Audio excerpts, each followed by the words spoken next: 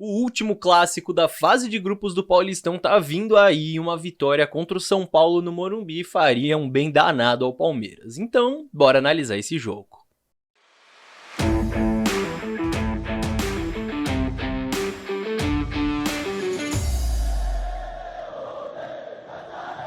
Salve, salve você que acompanha o Análise Verdão aqui no YouTube. Meu nome é Leonardo Suzuki, sejam muito bem-vindos a mais uma análise pré-jogo de clássico de Palmeiras e São Paulo. Eu sempre tenho falado nos últimos vídeos aqui no canal, que essa fase de grupos do Paulistão não vale muito, né? É mais importante pra gente fazer alguns testes, né? Testar formações, testar jogadores, mas é claro que os clássicos acabam sendo a exceção, né? Ainda mais contra o São Paulo, onde o Palmeiras tem uma possibilidade de vencer após a perda da Supercopa, então se recuperar contra o rival nesse sentido, tem a possibilidade de garantir o primeiro lugar na classificação geral do Paulistão, né? Resolver todos os jogos no Allianz Parque no mata-mata e talvez até também prejudicar o São Paulo ali nessa briga por classificação, né? Querendo ou não, o São Paulo ainda está brigando pela classificação para o mata-mata e o Palmeiras pode complicar o adversário nesse sentido, então é sim um jogo que vale bastante coisa psicologicamente e também em termos de campeonato para os dois times, certo? E quando a gente olha para os clássicos do Palmeiras nessa primeira fase,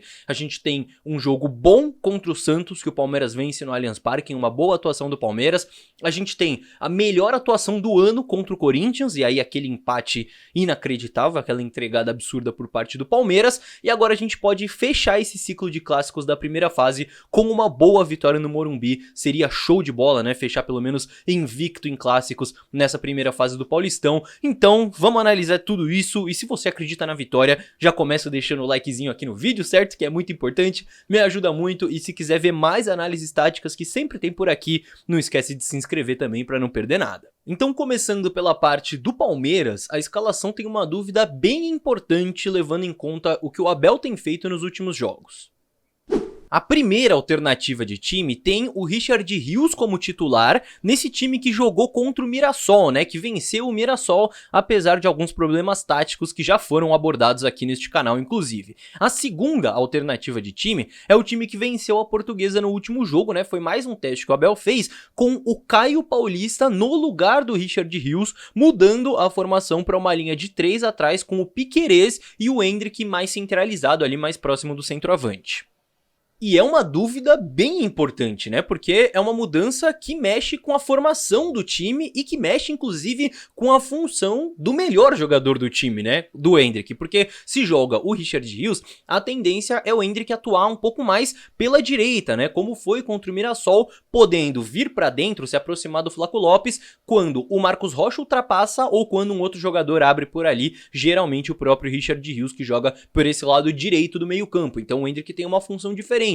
Já se jogar o Caio Paulista, o Endrick provavelmente vai ter um pouco mais de liberdade nessa movimentação, né? Jogando um pouco mais como uma dupla de ataque do Flaco Lopes, aí podendo vir de dentro pra fora, de fora pra dentro, se aproximar com mais naturalidade ali do Flaco.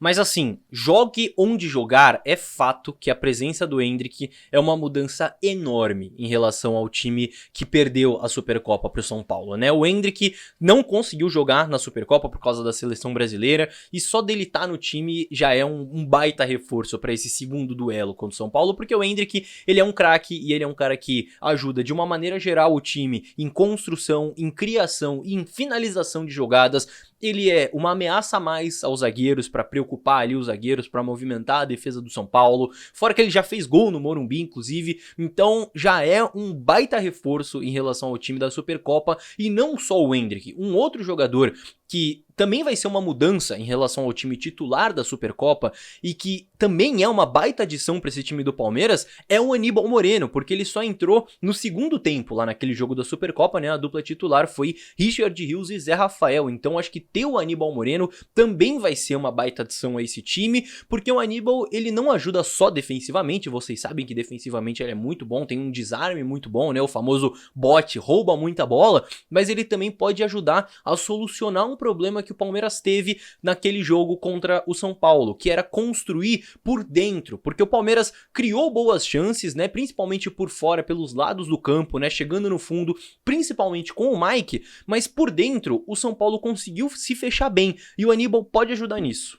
porque ele é o tipo de volante no momento ofensivo que se apresenta pra jogar, né? Cria a linha de passe ali, chega junto dos zagueiros pra receber essa bola e pra fazer o time andar, dá dinâmica na troca de passes, sempre busca aquele passe vertical, né? Aquele passe que quebra uma linha de marcação do adversário. E o São Paulo é um time que já demonstrou ceder alguns espaços nas costas dos volantes, então o Aníbal pode ser muito importante pra encontrar esse passe, pra achar um Rafael Veiga, pra achar um Endrick, pra achar um Flaco Lopes por ali, né? Esse passe vertical nas costas dos volantes do São Paulo. Claro que assim, a marcação do São Paulo deve vir forte, né? Imagino que eles vão marcar ali a saída de bola do Palmeiras por estar jogando no Morumbi, por estar jogando com a sua torcida, vão tentar dar aquela sufocada, é natural do jogo, mas aí sim o Aníbal fica ainda mais importante, né? Nesse processo de saída de bola pra tentar aquela saída de bola limpa contra o São Paulo. Então, com essas duas adições, Endrick e Aníbal Moreno, já me parece um Palmeiras mais pronto pra vencer o São Paulo do que lá na Supercopa. E falando agora do nosso adversário, é um São Paulo que vem sim de uma vitória, mas uma vitória que veio depois de uma sequência ruim, né? Uma sequência bem instável ali sem vencer. Eles devem vir, portanto, com Rafael no gol, né, agora de seleção brasileira, pelo amor de Deus, né, Dorival?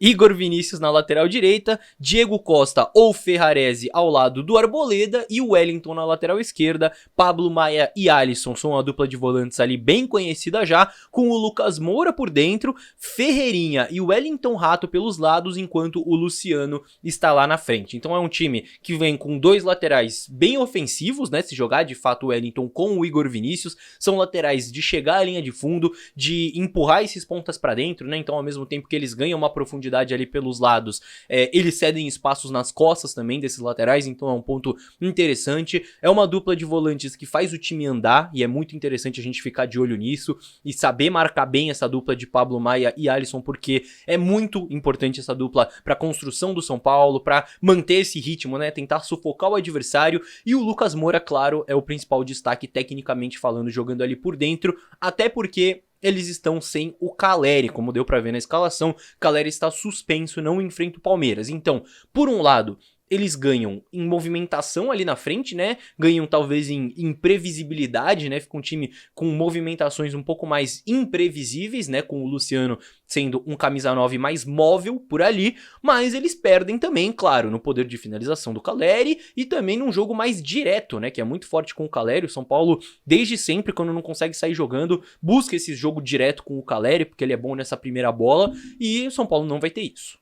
Fora que também é um São Paulo que chega diferente, né? Lá na Supercopa eles vieram de uma quebra de tabu contra o Corinthians em Itaquera, né? Uma coisa que eles estavam buscando há muito tempo. De lá pra cá tiveram vitórias, tiveram momentos bons, mas passaram também por uma fase, só voltaram a vencer lá no último jogo. Então assim, sempre é um adversário duro, né? Ainda mais jogando fora de casa, nunca vai ser aquele jogo molezinha. Quer dizer, ano passado foi, né? No 5-0. Mas assim, sempre é um adversário que vai tentar endurecer o jogo contra o Palmeiras. Por jogar em casa, devem tentar se impor, marcar forte, né? Tentar aquela blitz no início. É natural do jogo, mas o Palmeiras tem sim todas as condições para vencer o jogo, na minha visão.